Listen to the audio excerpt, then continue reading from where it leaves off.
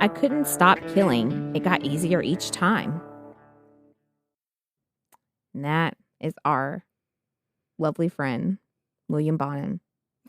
You know what you love about this? Is that you only thought it was going to be so many episodes. Hi, yeah. And that quote alone makes you realize, when is this motherfucker going to get caught? y'all, I started working on this 4th episode, and turns out we're going to have to do 5 to cover all the horrible shit this motherfucker did.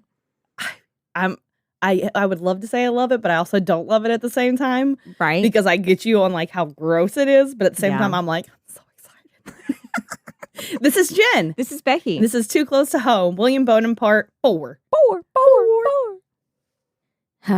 So when we left, we had discussed that that March 24th, 1980 was going to be a day to remember. So we're going to get more into that, and we're going to see the real significance of that day. And we're going to go over some more murders and some more accomplices. They're not over, friends. They're not over. So get your vomit bag out. Oh, yeah. There's one we'll cover where I'm just really skim across it, and you could tell I was getting real fucking tired of reading these, and they just get so bad that you're just like, I'm done. The fuck, man. If I hear that you squeeze his genitals one more fucking time, I'm going to lose my mind. When I said it can't get any worse, it was not a challenge, okay? It was not. Thank you.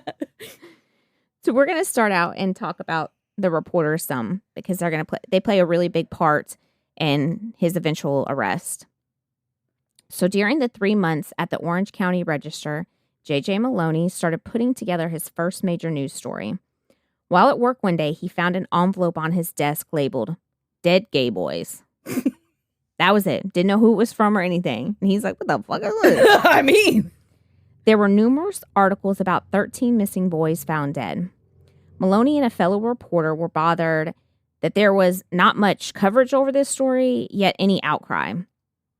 They also did not want to label all these young men as homosexuals.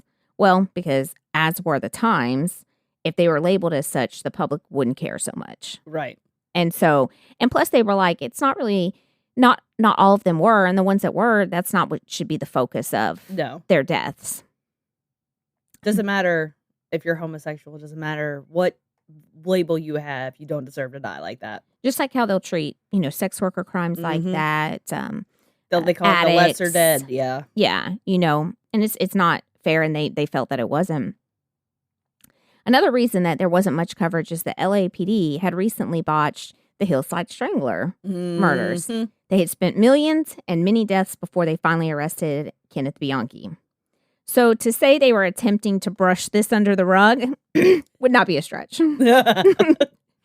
They also felt the police were stonewalling so it wouldn't be blasted. There was another serial killer that they couldn't catch. Like, guys, we just need one good case. One good case. This other one, we obviously are not doing great. There are different places. We're just going to say they're not connected. Let's just... So Maloney and Tim Agler got to work. He was the other reporter. They quickly figured out that these murders were all related and that they dated back to 1973 and that they all died by strangulation. That's a long time frame. So this is 1980, start in 1973. That's, if I carry the 2, 7 years. When they first went and talked to the police about the murders and being related, the police told them, well, that's just how homosexuals die. And what your little head thing is exactly what they did. The fuck?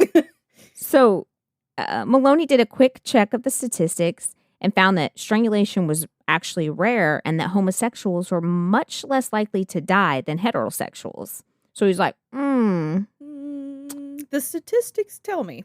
That's fake news. Fake news. I just felt that this little bit of information was relevant as to why this went on for so long and why things weren't covered the way they should be. Once again, just saying, I don't know shit. I'm just a girl doing a podcast with my best friend. But exactly. I feel like that might have been some of why this motherfucker continued to kill people. On March 24th, 1980, that's the day the story broke about a serial killer dubbed the Freeway Killer. So Maloney and Agler are the ones who broke the story, and they are the ones that dubbed him the Freeway Killer. Quickly, though, the story gained traction and it was everywhere. Every outlet and news station was picking up the story, and it was soon everywhere that you looked. But if you think that this stopped him from killing, I'm going to let y'all know it did not. In fact, it just had him bring in another recruit to help with murdering. You're like, bro, look, I'm getting famous. I can't stop now. The next accomplice was a kid named Billy Pugh. On the 24th, Bonin received a call from a previous friend/lover that he had made while locked up in county. His name was Eric. Hold on, let me do my reader. Let's see if my reader can say this name because I sure as fuck can't. Winded Jets. Yeah, sure, that sounds good. He was a killer, so I don't give a fuck. Yeah, I'm going to pronounce it wrong on purpose now. Boom. Winda who? So Eric was being released and called Bonin to pick him up. They went to Bonin's mother's house. They were intimate, and then they headed to Scott Frazier's to party. Eric made a bit of a scene at the party by getting extremely drunk, so Bonin dropped him off at home. That same night after Bonin dropped him off, he was invited back over to Frazier's with the purpose of meeting 17-year-old William Billy Pugh. Frazier thought he was Bonin's type and wanted them to meet. Pugh had a rough past, including robbery. I was like, whoa, where is this going? Car theft. It's almost like the anus again. Right? I like to surprise Jen Young and you guys. So robbery, car theft, and battery on a teacher, just to name a few. Bonin wanted to start something with Pugh since he knew he couldn't kill him because, well, people had seen him together. So while I thought he was cute and was like, but I can't kill him because people see me with him. I have witnesses. Shit. I mean, he was smart about the fact that if anyone seen him with the person, he wasn't going to kill them because then they could be like, shit, well, we seen him with, Billy. They all called him Billy, but I don't, I just call him Bonin. I think about like Billy Bones from Treasure Island. Billy. But like they had the Muppet Treasure Island, so that's the one I'm thinking about. Bonin later wrote in his diary, I started to get the idea he might just be a good guy to get into a good murder with. At 11 p.m. As one does think about their friend. I know. That's the first thing I thought about you when I met you. Same. Like, you know what? I could bury a body with her. I could. And I was like, that's how I know we're going to be friends. Keep an eye out, Jimmy. I'm just letting you know. Oh, he already knows. Him Fuck around. Find out. At 11 p.m., Pugh announced that he had to leave, and Bonin offered him a ride.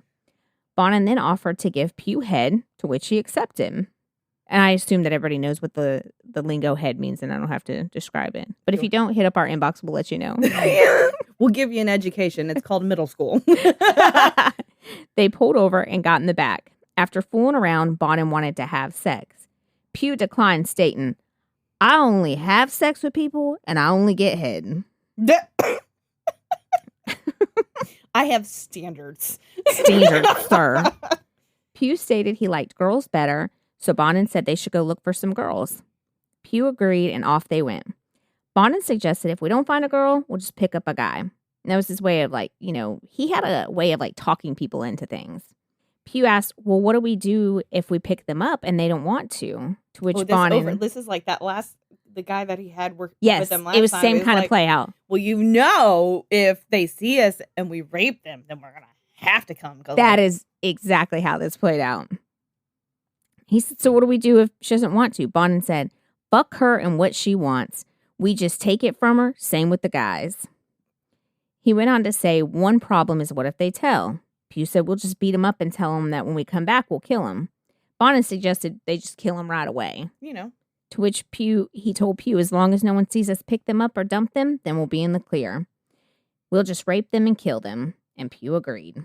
These people just agreed so easily. And I do think that some of them thought he was probably just talking shit and he wasn't really going to do it. And then you're there and he's brutally raping and half murdering someone and you're like, okay, well, I'm in a little too deep now. So this wasn't a joke. Yeah. This wasn't a euphemism. And then you're like, well, what do I do now? Keep in mind, this is still March 24th. So the story came out in the news and he meets Pugh and they go out and about to go rape some people and kill them. Have a good old time. Good old Friday night.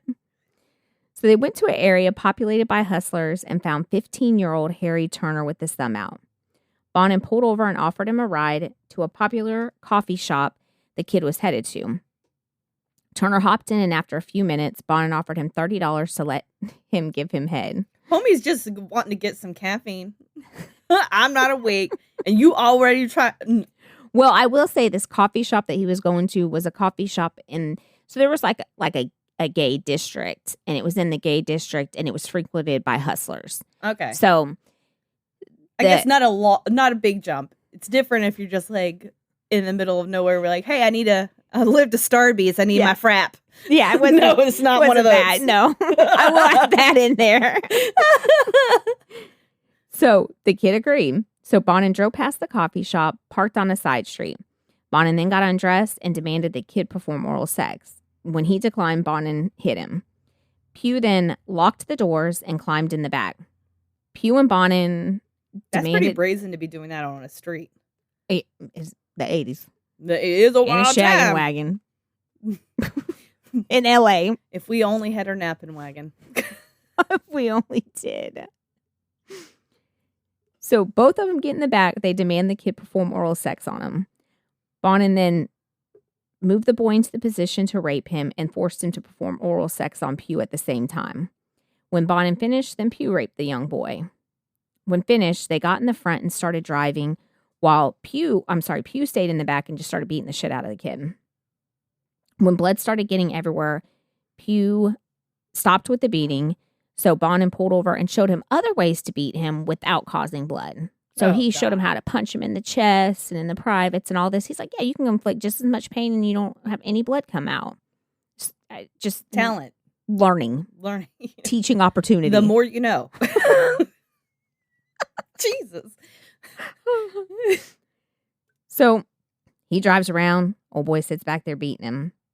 Before hopping up front to continue driving, what do you think Bonin did? We go. Grabbed his balls. Jimmy's the winner of the day. He's doing a very crude hand gesture. And then he did like a rock and roll, like a fist pump thing, but it just looks like you're jacking somebody off. Which, that happened throughout it too. Yeah. Bonin then whispered to Pugh that they would pull off. Pugh would hold his hands down and Bonin would choke him. Pugh later testified that he didn't want to kill him, but he was afraid Bonin would turn on him, especially after he'd seen newspaper clippings about the other murders in Bonin's glove box. They found an area to stop, killed Turner in the typical manner, and looked for a place to dump the body. They found an alley with dumpsters, pulled up, opened the doors, and just threw the body out. They then circled around a few times to ensure no one had seen them. Feeling confident that no one had, they headed home. When Bonin dropped off Pugh, he told him to never talk about this to anyone. If you need to talk, you talk to me. 2 days later, Pugh was super nervous and freaking out, so he called Bonin to talk. They met, they talked about the murder, talked it over, he calmed him down, and that was the last time that they ever... It's cool, man. It's all right. Everybody does this. Cool. They would have already come and got us. Made it sound like a AA situation, like he's a sponsor. Right. Listen, when you should talk me down, man. I feel better now. They went and talked, and then they never seen each other again. The next morning, Turner's body was found. Turner was Bonin's 17th victim. Ugh, 17th. Christ. But was only the 7th dumped in L.A. County and the 2nd within L.A. city limits. He's starting to, pile up bodies in spaces that he went trying to pile up bodies before. Right. Maloney and Alger were ramped up at the OC register and were heavily covering the victims. And Bonin loved every bit of the coverage. It was just a chance to relive his crimes. He would buy... The first copy he bought, he went over to Steve Frazier's house. Now, if you remember, Steve Frazier was the one he told about the first murder when he stabbed the guy. So he went over and was like, oh my God, can you believe this? They've named this guy the Freeway Killer. Look at all the stuff he's doing. And Frazier's like, oh my God. And he did it, he said, as a test to see if Frazier was linking him to the murders. And he wasn't at all. Because all he knew about was the one and it was a stabbing and all of these kids were strangled. Right. So then... he went got some more papers and took them into his work and was showing people to see if anybody was linking him. Nobody was. So then he was just getting his jollies off even more. Like, I'm doing this, I'm killing all these people. Can you hear what he did? I heard he did X, Y, and Z. Yeah. It's almost like insinuating themselves into a crime investigation. But doing it via the public. Exactly. And if you think the widespread coverage, the multiple accomplices, the pressure on the police to find a killer slowed Bonin down, you, my friend, would be wrong again. Bonin was both smart and dumb. He spread his victims out over a 150-mile radius, and he left no clues. That was the whole point of him taking all their clothes off and getting rid of their ID, because there was less evidence to be found on them. His 3 co-murderers are also not the most reliable, and they definitely were unstable. So he felt, even if one of them says something, who's going to believe them? Exactly. You got one that dresses up in his costumes, has coffins in his house, performs magic, and loves D&D. Sounds like me and Jimmy. Just coffins and D&D? Especially in the 80s, no one's going to believe that guy. Then you got the Pew, the 17-year-old who is in and out of jail. No one's going to believe him. I mean, none of them were reliable. On April 10th, 1980, 2 weeks after recruiting Pew, Bonin was on the hunt again. Stephen Wood said goodbye to his mother and headed off to school. He was first headed to the dentist. He rode the bus into town and proceeded to hitch a ride the rest of the way. Unluckily, Bonin stopped and offered him a ride. Bonin's short but chilling written confession is anything but heartbreaking. So I'm going to read you a little bit of his written confession. Ooh. Let you hear him's real words. I saw this guy hitchhiking and picked him up. This is from his diaries and his written confessions. They have like all the different things together. He was on his way to a driving class at some school. I told him I'd give him a ride all the way. I propositioned him and he declined. All the way to the grave? Yeah. I offered him $100 if he let me suck him off. He was leery and didn't give an answer. I pulled into a lot at Woodford and Rosecrans, about 100 yards or so from a self-service car wash. I said, let's talk for a second, and shut the engine off. I said, look, I live right over there. I'm from this area, and I won't hurt you or do anything you don't want. I'll give you $100 to let me suck you off, and then I'll drop you off at the school. It'll probably only take 15 minutes at most to come. It would have taken you longer than an hour to get to school. He said, just a head job, nothing else? I said, right. I knew I had him now. He said, oh boy. We got into the back and I got his dick hard. Oh yeah, I can say that stuff. Why am I acting like I can't say things? I cuss like a damn sailor. It just feels dirty reading this sometimes. What gets me is the, oh boy. I know. I got his dick hard and said, see, I got it hard. I'm going to get some tissue. I don't like taking the cum.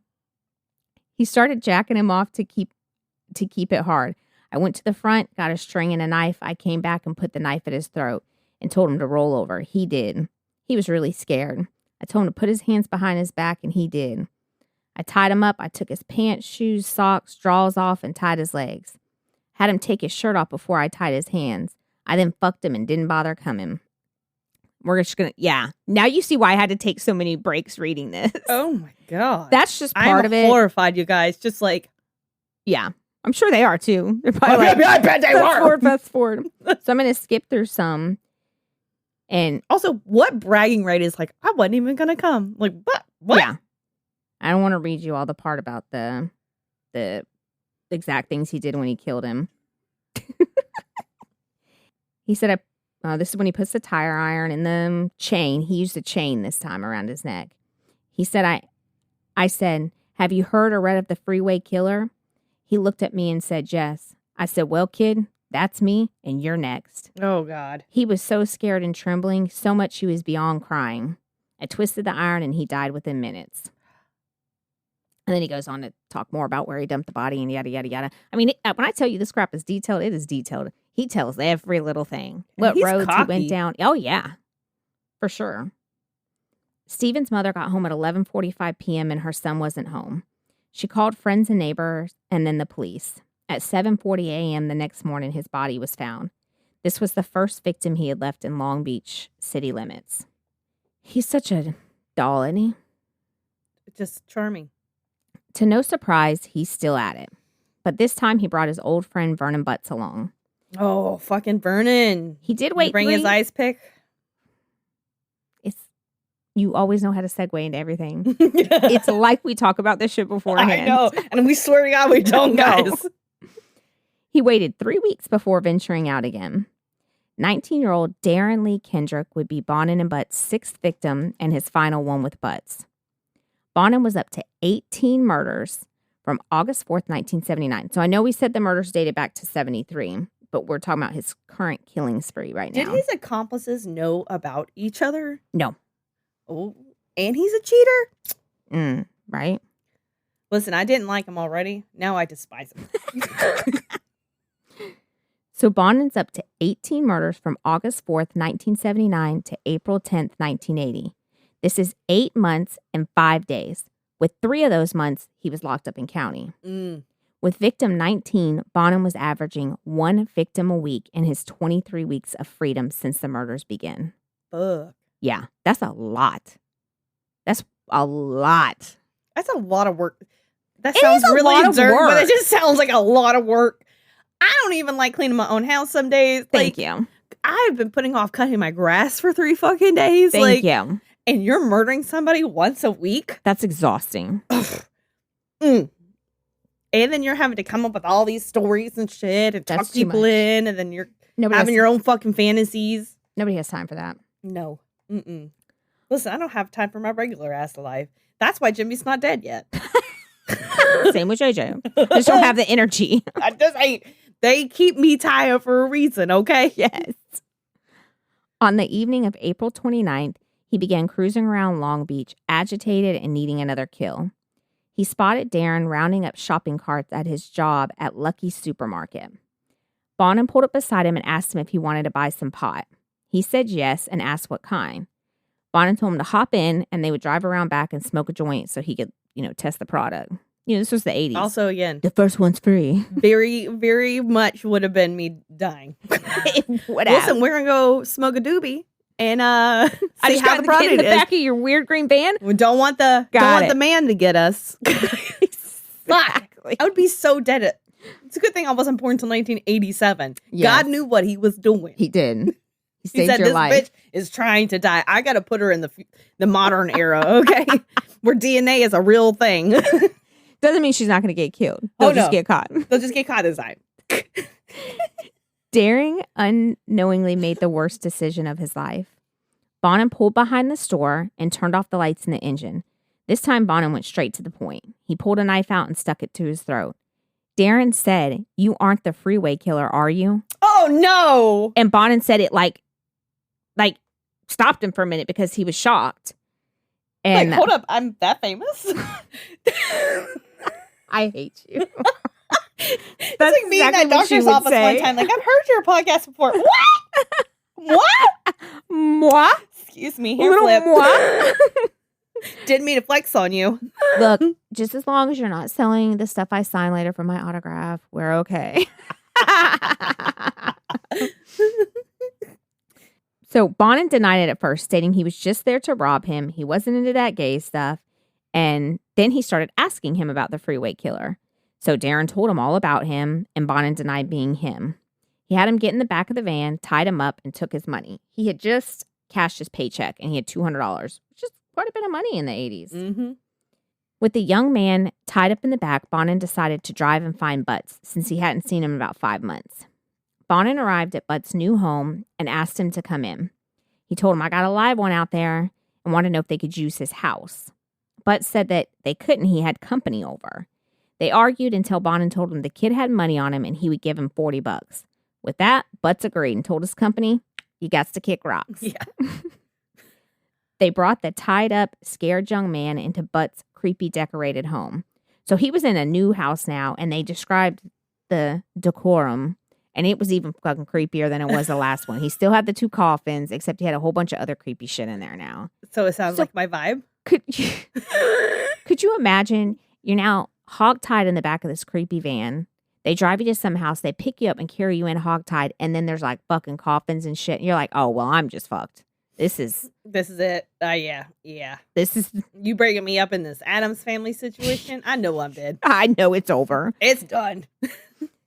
That's what a lot of people say when they come to my house. I did the first time.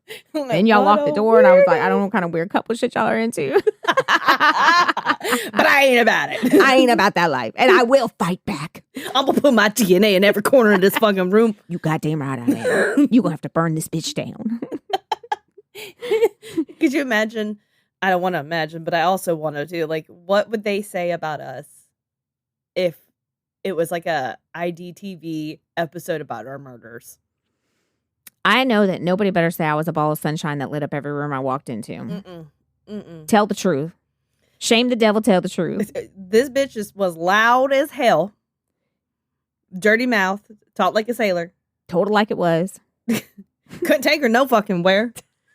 But that's okay. She didn't want to go no fucking where. I told you I had a friend tell me one time, he was like, the only filter on your mouth is that cigarette. Hell and I was like, yeah. You goddamn right. You goddamn That's right. the way it's going to be the rest of the night. And he was like, you clean up real nice, except this doesn't, does it? And I was like, it doesn't. But I look pretty. I'm like, thank you. All I heard was, you look fabulous today, Maggie. That's all And I heard. do. Every day. Thank you. So they took him to the bedroom, cut off all of his clothes. They then proceeded to sexually assault and rape him, but then suggested they use chloral hydrate solution on him. Now, I didn't know what chloral hydrate solution was. I don't either. That's some 80s shit. I didn't know. So this is known as knockout drops, and it was typically used to treat insomnia. For a second there, I was like, I So- thought you were going to say infants, and I'd be like, that's very much of the time. You know what? Put some whiskey in that bottle. You put that baby right out. Ain't give it like fucking cirrhosis of the liver. So I want you to imagine a medication that is a cross between Ambien and the date rape drug. Oh, God. They fed him some of the knockout drugs, which if we're just putting all the cards on the table right now, I would prefer that you give me something that I'm not going to remember what the fuck is happening. Exactly. Get me high Exactly. before you fucking I rape want me. you to give me all these pills and Yes. maybe a couple glasses of wine. Yeah, That sounds like a great Tuesday afternoon before dying. exactly. I'm here for it. They said they had fed him quite a bit and that he was like, he kept saying, I'm tripping. So I was like, sounds like at least he didn't know what the fuck was going on whenever y'all killed him. Well, first of all, y'all got him high and then you took him back out to the creepy ass living room with coffins. I would probably think I was tripping too, even if I Exactly. wasn't. Could you imagine? And he had like all these black lights and stuff and they just fed you all these drugs. How You fucking, just hallucinating, seeing shit moving Yeah. around, fucking bats and shit. you see fucking D&D dice all over the place. Little figurines. Little figurines of like trolls and shit. There's wizards everywhere. Can I use that magic wand over there? Oh no, not that magic wand. They then fed him another solution, which resulted in him throwing up almost immediately that left burns on his chest, face, lips, and chin. They later said during the autopsy, the coroner couldn't even figure out what it was. Does it sound like fucking bleach or something? They said the closest that he could say is he thought it was lye and that it never actually made it in his throat. As soon as it went in his mouth, it made him vomit and it burned him everywhere. Oh, God. So see, they're just like amping up what they're doing now. very much. Vern said he wanted to do the ice pick thing. Fucking went- butts. He went and retrieved an ice pick and a handheld sledgehammer. Oh God. They then choked him into unconsciousness, Mhm, mhm. and Vern used the ice pick, as you can imagine. Yep. And I'm going to leave it at that. Just It leave it. went into Let your imagination run wild. extreme graphic details, and I decided to spare y'all. That Thank was you. the point when I was like, I feel like I could vomit right now. He said he let out a high-pitched scream and then nothing. No. They then moved him to the bathroom because they said they did not anticipate the amount of blood that was going to come from it. They said it just started pouring out. They thought it was just going to be like in a movie when you see him do it, there's not all this blood. They said it was like so much blood. They bagged up all of his clothes. Sorry, it was so inconvenient for you, butts. Yeah, I know. I feel bad for him Jesus. in your fucking creepy ass house. Adds to the aesthetic, okay? Exactly. They then bagged all of his clothes, and Vern grabbed his wallet and decided unknowingly to Bonin to keep it. They drove 15 miles to the city of Carson and dumped the body. Only 4 hours earlier, he was chasing shopping carts at his job. Jesus. Now he was dead and his family would be forever changed. The next morning, his body would be found. Darren was the 9th victim in LA County, 3 in Orange County, 4 in San Bernardino, 1 in Riverside, 1 in San Diego, and 1 in Kern County. So you see, he's dropping bodies all over the place. Like fucking flies. Which, in the police's defense, I do think that kept them from tying them together sooner. Yeah. Especially in the time like you talked about where it was all paperwork, Yeah. a lot of laziness. Yeah. Because ain't nobody want to do that much paperwork. We're going to have to start out right now. We don't want to do paperwork. We don't even have papers anymore. Thank you. And then it was like a competition. Like, your murder ain't got nothing to do with mine, so mind your business. Right. Oh, wow. Jim Monroe is a 19-year-old who will play a vital role in the Bonin story. He was involved in Bonin's last murder and testified about the murder and other information Bonin had told him about other murders to help unravel the whole story. Monroe and Bonin partied, drank, picked up hitchhikers, and murdered together. Oof. So if you ask me, they're just all around best friends. Besties! Like us. Oh my God, minus the murder. Yeah. Well, yeah. Wink, wink. Bonin met Monroe at the Gay Community Service Center. They talked briefly, and he asked Monroe to come over for the weekend. Monroe eventually agreed, and they headed to Bonin's home.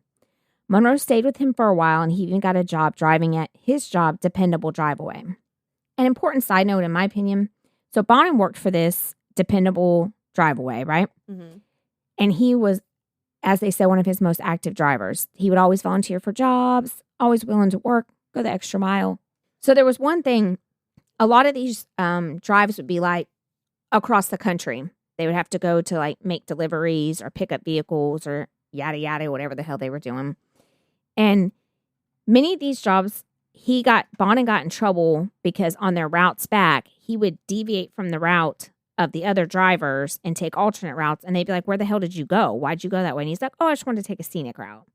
So it really makes you wonder all the way across the United States how many other murders he committed when he went off on his own on these long haul drives. Yeah. No telling how many more there are out there. Just random one-off murders that seem like they're one-off when they're really not. Oh my God. Makes you wonder now, like, if any of those cold cases did DNA or had DNA checked up on them. Because I'm sure his DNA's probably been saved somewhere now. Oh, yeah, yeah. So, like, how many could probably... That's why you guys all have to get your DNA test. Get all your DNA testing. We can find out some identities. Oh, yeah. Find some I thought you were talking killers. to me. I'm like, what the fuck are you talking about? You do too. Like, first of all, you can't have my DNA because you ain't going to frame me for nothing. During the off hours from their job, the two would party at Scott Fraser's house and cruise around looking for guys. Around mid-May, Bonin began floating the idea of killing someone. Monroe said he could do it. I'm going to read you another excerpt.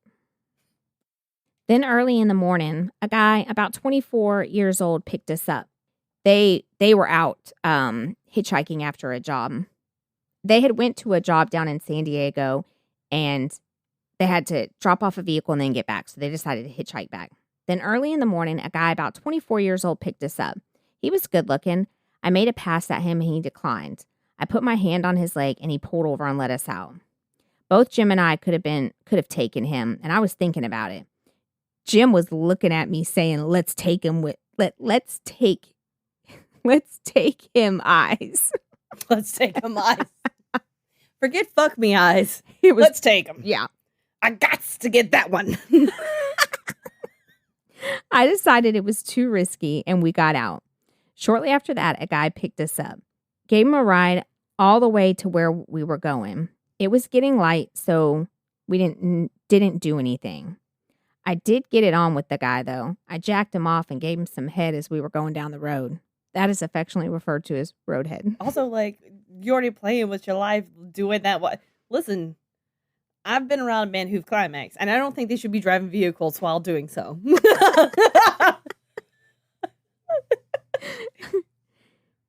Just saying, road safety.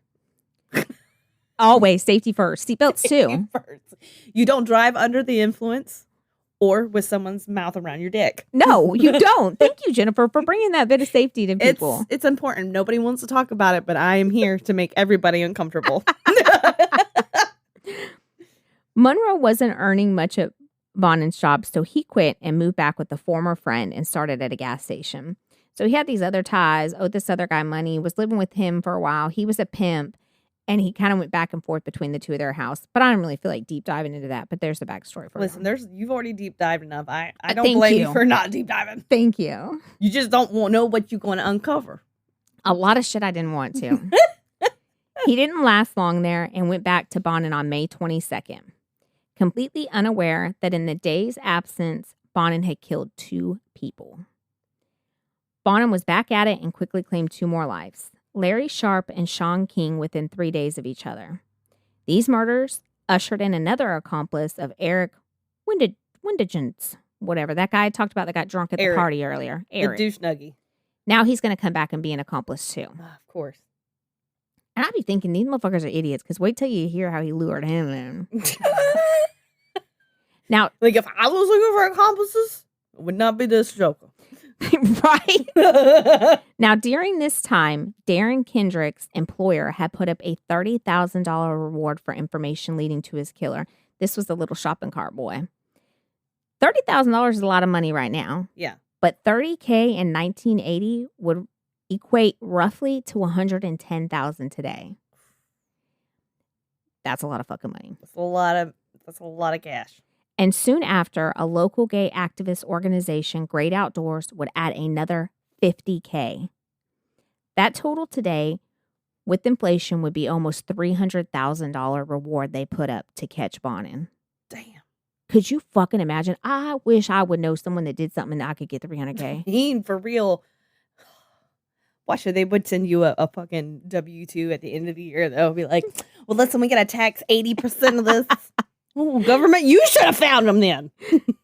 Greg Carmack of the Great Outdoors said, if you make the reward big enough, the guy's mother will turn him in. Fuck yeah.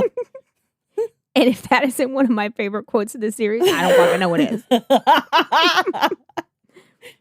Larry Sharp, victim number 20, was only 17 years old. Larry's sister would later testify they had gotten into a fight and he had packed his clothes and told the family, you're never going to see me again. And sadly, it was true.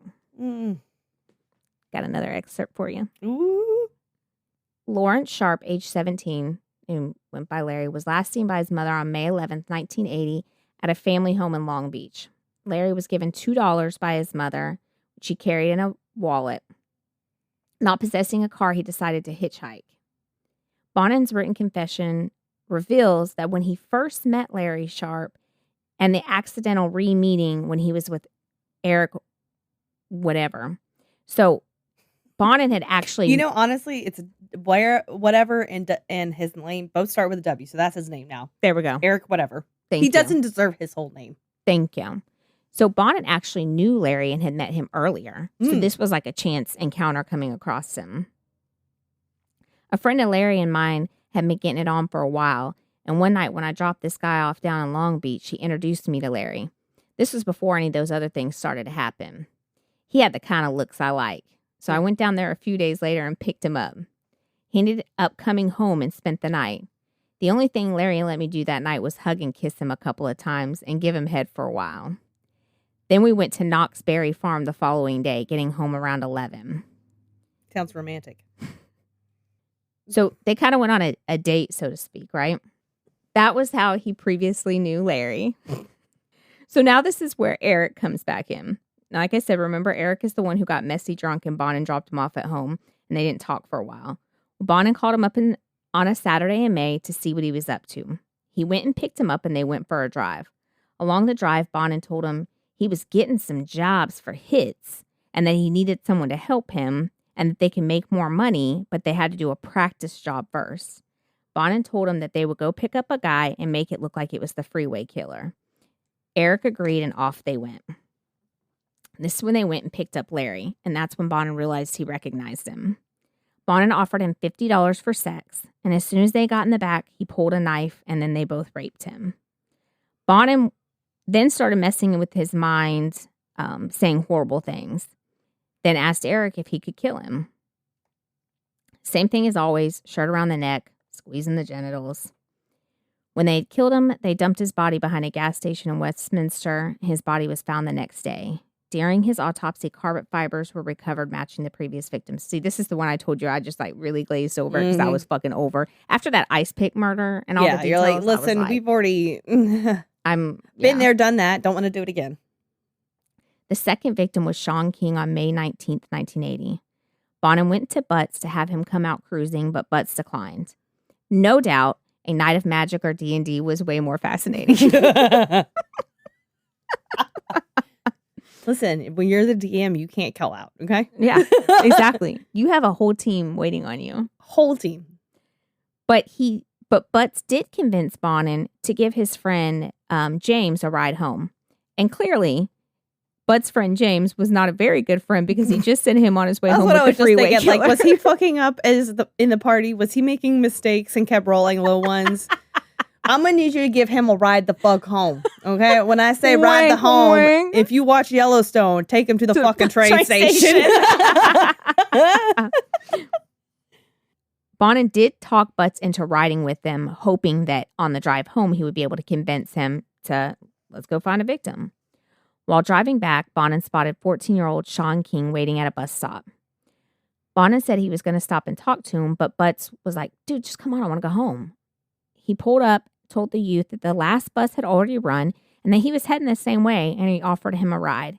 And King agreed and hopped inside the van. This one was really sad, too, because there's a lot about this young man, and he was just a good kid. And he had just had a conversation with his mom a few days earlier because of all the news press coverage. And she was like, I don't want you hitchhiking. You and your friends have done that before. And he was like, I know, Mom, we're going to stop.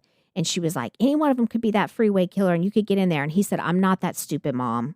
And then I was like, okay, excuse me while I go cry now. Yeah. This baby was just a little baby. And when you see the pictures of these guys, because you're here in the ages 17, 18. But when you see the pictures. Oh, they all look like little tiny face. babies. It's really sad. Unfortunately, King agreed and he hopped inside. Butts made Bonin take him home first as he didn't want to participate.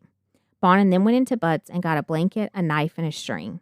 He drove the youth to a side road, and when he pulled off on the side road, the kid was like, something's up, and he tried to get out, but he had already removed the door handle, so he was just fucked. He then made the kid perform sexual acts on him while tied up, and then headed to a payphone and called Eric. Eric whatever. He told him he had another job, the hit, and that if Eric wanted to be able to get his own jobs, he'd have to help. He happily agreed. They drove Sean down a deserted road and raped him repeatedly. They decided they were going to stick this one. Ugh. They walked him out to a field where they repeatedly stabbed him. They stabbed him everywhere that you can imagine. When they went to leave, they heard him moving and making noises and saw his feet kicking around. So they went back and stabbed him more until they were y'all satisfied. couldn't even do it right the first time so this kid would not suffer? Oh, Yeah. my God. You've raped him. You've made him perform sexual acts. Now you've stabbed him everywhere. I'm sure, was probably dying, but he makes some noise, so you go back and stab him some more. They then left to go get some snacks. As one does. I mean, killing is hungry business. Bonin, who was normally calm after a kill, started to get really nervous and wanted to go back and make sure he was dead. So this time they pulled down a side road. Could you imagine somebody rolling up with some Funyuns and a Pepsi be like, he did? Girl, that's all I could picture. God damn. So they pulled up to a side road, not wanting to be seen, rolled the windows down and listened. And when they only heard crickets, they felt confident he was dead. Then a car started coming down the road, and it was a police cruiser. Oh, Lord. They started the car, drove past the police cruiser, smiling and waving to let him know all was all right. And he didn't pull him over. Of course not. Bonin then took Eric home. He then went to Butts to return the blanket and the other items he had taken. He proceeded to ask if they had fun and wanted all the details. He said he had changed his mind and hollered out, but Bonin had already drove away. So then they sat there and he talks about the snacks they were eating, what they were talking about. Sounds like he was like, you invited me to a concert, and I changed my mind last minute. I hollered at you, but you guys, but tell me about it, girl. Yes, that's exactly it. Stop it. Detective St. John was becoming very frustrated that for 1 year, this person was dumping young men and they weren't even close to finding the killer. The first solid clue came on May 29th, 1980, 10 days after King was murdered. His body hadn't been found, but he was reported missing. So now we go back to old William Billy Pugh, who had previously helped Bonin kill Harry Turner, had been arrested for car theft. While Pugh was locked up, he came across an issue of the LA Times. The front page headline grabbed his attention. It was about another young male turning up dead.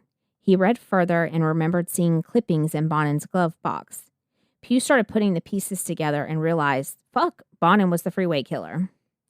Pugh then realized that if Bonin got caught, it was going to come out that he did a murder with him. So he figured his best chance was to go to them first to get less time for the murder he helped. And he figured if I'm turning into a serial killer, then they'll really lower my sentence. Yeah. Because I'm getting this I might get a reward. I might get the 300K. Doubt it. Listen, this sounds like a win-win scenario. So that's why March 24th, 1980 is such an important date.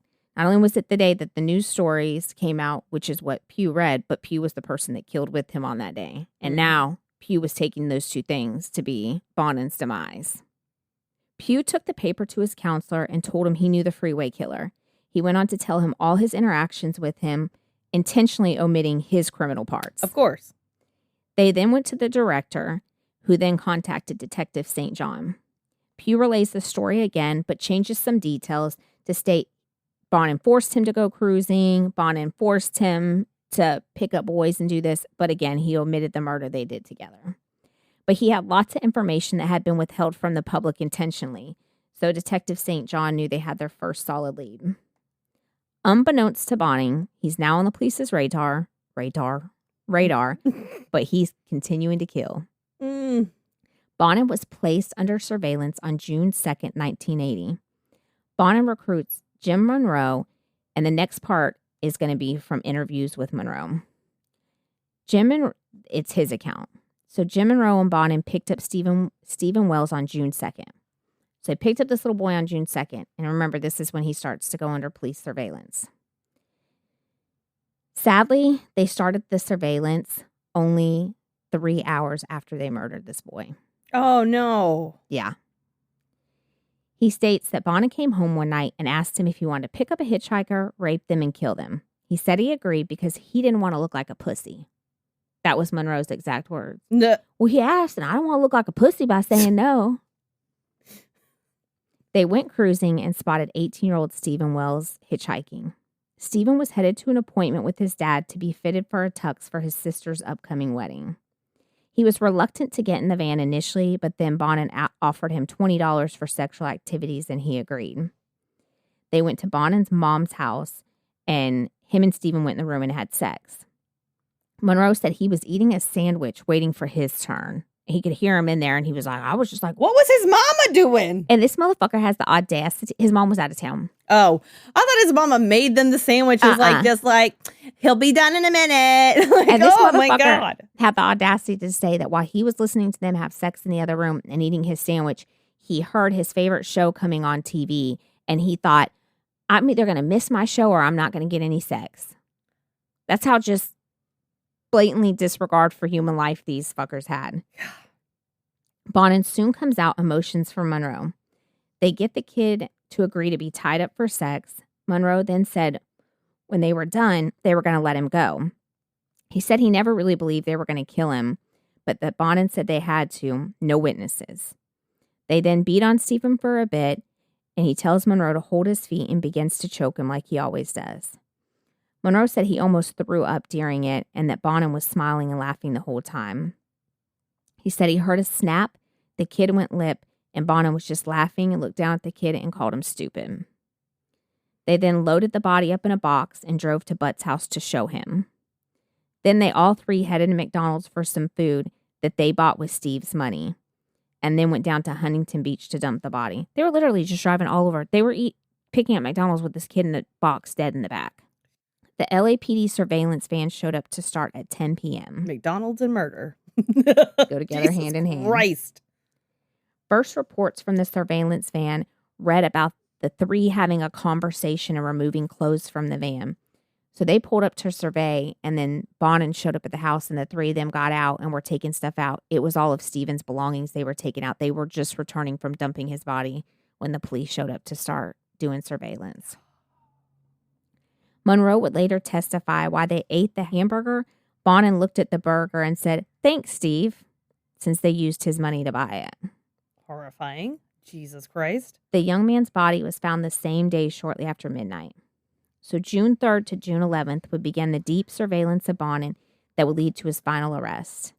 They followed Bonin out of town, to his job, to a McDonald's in New York, where they even engaged in conversation with them while in line.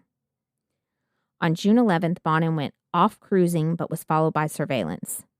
The report states he approached and talked to many males and then would drive on to somewhere else. I mean, they got all the deets in there for you. He then approached Buddy Stark. They had a conversation and Stark got into the van. They then drove and parked the van against a building and got into the back. So that they had like multiple cars that, so they would like switch out, following him so he wouldn't see. So he picks up this guy and goes and parks and they're like, fuck, like he's got someone in there. So girl, how much would you hate your life today to have this job? They made one officer get out and go creep up beside the van and listen. And they were fucking. And he had to listen to them fuck for 15 minutes. And it goes into the report. He said, put it in harder. I like it when you do it faster. Yes, when I tell you this book is like, God damn, y'all don't have to put so many. Listen, I was complaining about the source material for my killer that we're going to be covering next because some of it is some superfluous, dumbass shit. Like, and they just love playing Candyland. Like, that kind of dumbass shit. Like, what the fuck does that even have to do with the story? Bro, why is it like an uncomfortable sex scene? Okay, yes. Why are we doing this? Think was, I feel so bad for this cop that had to just sit there and listen to him. Because they didn't know if he was going to kill him, so they had to listen. I don't care if it's homosexual, heterosexual. I don't want to hear it. Any care. I don't want to hear something. Exactly. If you had to talk about anything about harder and holes and stuff, like, I'm done. Yes. So he had to sit there and listen to him for 15 minutes, get it on. Then it sounded like they had finished, but then all he could hear were random moans and grunts. So at that time, a police cruiser pulled up and turned the lights on facing the van. They were still naked in the back, having sex. So Bonin got dressed and opened the front door, and Stark got dressed and opened the back. They seen in plain sight a tire iron, rope, and a knife. They felt that they had no choice but to immediately act. Bonin was detained for sodomy and murder. The van was detained as evidence, and both Bonin and Stark were escorted to the police station. Detective St. John was called in to interview Bonin. St. John informed him he was under arrest, read him his rights, and asked him if he had anyone he wanted to call. He eventually called his attorney, who said he would be down the following day and not to talk anymore. And that is where we're going to end part 4. And so, yay, part 5. Thank God they caught him. All the interviews and the trial and what everybody has to say. So, it should get... I mean, at least we're at the end. At least this motherfucker's in jail, right? Yeah. Thank God. I say that like it's happening live. Like, thank God. I know. No, girl, that's how I felt reading it. Oh. I'm pulling up the pictures of all the victims real quick so you can see how young these little babies were. Because I'm telling you, like, I was picturing them look different. I guess just anticipating them to look older than they did. So that's Bonin, that's Butts. You can get a visual to Butts, and then there's all the little babies. Mm-hmm. Girl, some of them look like elementary school. Some of them look like they're like 9, 10. Holy crap. A lot younger than you thought by that ages. Just that, thanks, Steve. Like, oh my God, he looks like such a baby. Oh no, that was Stephen Wells, wasn't it? Even then, he looks like all of them look like babies. All look like babies. I know, especially Henry Todd Turner. He literally looks like he's 10 years old. I hate it. It's really sad. That's 12 of his victims. That's not all of them. That's not even 12. all of them. Good God. There's the van and a little view of inside the shaggin' wagon. Love it. Love it. We'll definitely post that on the socials for you guys. Bonin's mom's car and Butt's home. So yeah, there's some good pictures in here that you'll have to. There's some of his letters that he wrote to the psychiatrist. Look, the book even has a part 3. Oh my God. So I hope you all enjoyed that. It's delightful, isn't it? Well, guys, don't worry. There's a whole nother episode just coming your way. Yes, but it's a happy ending because he's caught. Yep. No more kids die. Thank you. Well, I mean, in this scenario, kids die every day, but whatever. I digress. It got sadder towards the end. I mean, it was all sad, but it was really sad when the police are about to start surveilling him and they literally show up as they're returning from dumping the body. Just like by that much. Yeah. That's it. Just a wee bit. God. I know. Well, now that we've depressed you and ruined your day. Now that we're leaving you on a bad note. That's what we're here for. That's what we do. You're welcome. Don't forget to check us out on socials. Don't forget to subscribe and rate us on all platforms. Just do us a solid. The more people that listen, the more we, obviously can possibly make money and make this even more often. We can replace our jobs and we can just write full fucking time. It would be fantastic. It would be. I don't have a job. Yeah, in hindsight, that was not a good sentence. I don't have a job. Listen, Becky can quit, okay? Yes. That's the goal. Becky can quit her job. And just focus full time on you guys. Think of all the cryptids we could tell you about. Think about all the ghost stories. We could go try to hunt some of these cryptids. Oh, yes, we can go hunt. Oh, my God, I want to go. We gotta meet Bigfoot at some point in our lives. My life won't be completed if I don't. You know how Eskimos used to send their old people off on like a piece of ice and be like, deuces, you're too old to take care of now. No, you didn't know that? that. And that is absolutely horrible. And I wish my kids would. I wish my kids. They would do it on their own. They would just be like, you know what? I'm getting too old. I'm going to get the fuck up out of here and die somewhere. See, knowing my luck, I would just get stranded on the ice somewhere and I would live for another 3 weeks surviving off cold water that I put in my mouth until I died from starvation. I'd be like, fuck, I thought it was going to be any day now, but apparently I was wrong. I guess I'm too much of a survivor. Now I just get to starve to death on an ice. That's why you just leave to go live with the Yeti which would be my temperature liking. You know what I mean? Hang out with an orangutan looking motherfucker. I'm an orangutan looking motherfucker. You know what I mean? Excuse me, you're a beautiful queen. Yes, it's true. And you say that and I'm not even wearing makeup. You're so beautiful. I love you so much. But I digress. Don't forget to check out our merch. If you feel like buying some and repping us, that'd be cool. And if you have your own Too Close to Home stories, just fall in our DMs. Let us know. We would love to do a listeners episode. We got some unique episodes coming up just for funsies in the midst of also ones that will be horrifying as well. So look forward to that. And until next time, stay safe. Keep your head on a swivel. And y'all, let's just not bring it too close to home, okay? That's all I got. If you have a wagon, don't be calling it a shaggin' wagon, okay? It's just it can be a shaggin' wagon, but I need it to be consensual shaggin'. Consensual only. Yes. Okay? Blinking eyes, like consent eyes, are not a thing. They are not a thing. They're not a thing. Bye. Bye. If you enjoyed this episode of Too Close to Home, don't forget to rate and subscribe to us on most platforms. Follow us on our social media at Too Close Home Pod on Facebook, at Too Close Podcast on Instagram, or if you have your own Too Close to Home experience, shoot us your story at tooclosetohome@yahoo.com. Thanks for listening.